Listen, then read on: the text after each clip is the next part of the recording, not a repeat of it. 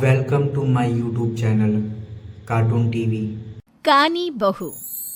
किशोरी लाल जी के बेटे राघव की शादी की बात जगह जगह चल रही थी, लेकिन किशोरी लाल जी को कोई लड़की पसंद ही नहीं आती थी।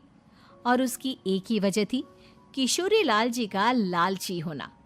उनको लड़की वालों से मोटा दहेज चाहिए था और इसी चक्कर में एक दिन वो एक बहुत पैसे वाले के घर अपने बेटे का रिश्ता लेकर पहुंचे।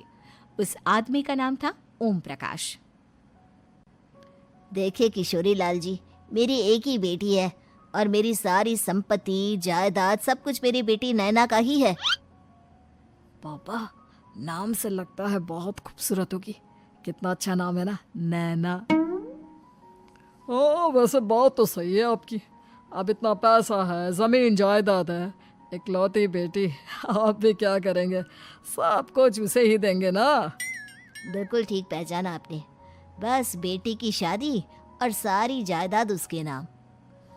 पापा, बिना देखे हाँ कर दीजिए ना। इतना अच्छा रिश्ता फिर कहाँ मिलेगा? माला माल हो जाएंगे हम। मैं अपनी बेटी को बुलाता हूँ।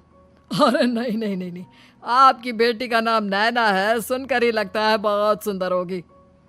रहने दीजिए अंकल, मैं तो आपकी बेटी के नाम से ही इतना खुश हो गया हूँ कि उसे बिना देखे शादी करने को तैयार हूँ। अब तो मैं उसका चेहरा सीधे शादी के बाद ही देखूंगा।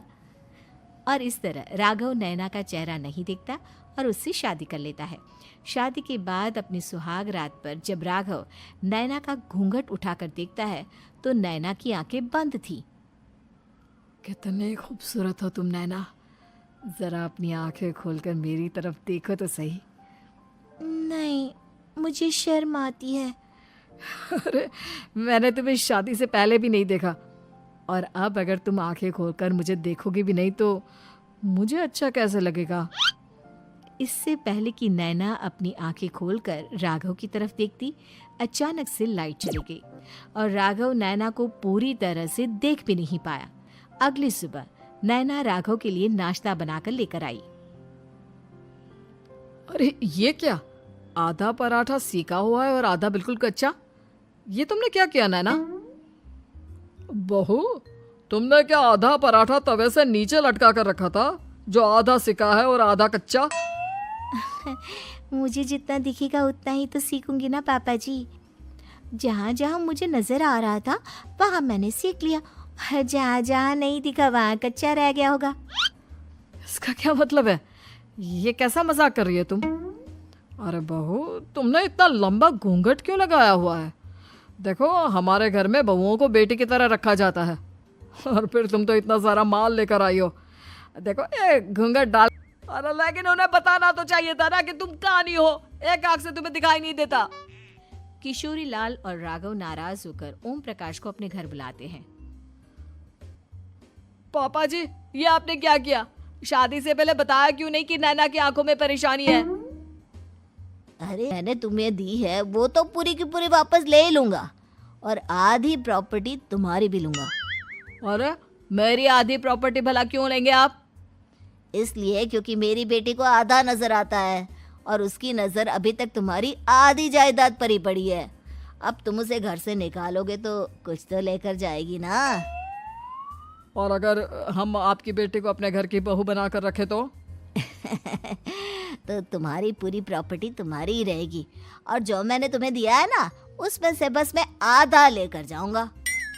अरे लेकिन अब आप अपनी दी हुई प्रॉपर्टी में से आधी वापस क्यों लेकर जाएंगे?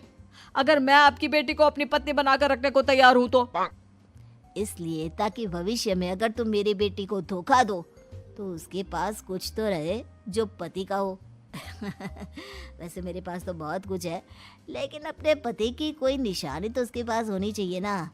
अब अगर तुमने मेरी बेटी को कानी कहा तो तुम्हें प्रॉपर्टी भी कानी ही मिलेगी, पूरी नहीं। जमाए राजा। किशोरी लाल और राघव समझ चुके थे कि वो बुरी तरह फंस चुके हैं और अब उनके पास वहां से निकलने का कोई चारा नहीं है। अब समझ में आया ना, लालच बुरी बला होती है। एक तो तुम्हें प्रॉपर्टी मिली, ऊपर से बीवी मिली, उसमें तुम्हें नखरे भी दिखाने हैं।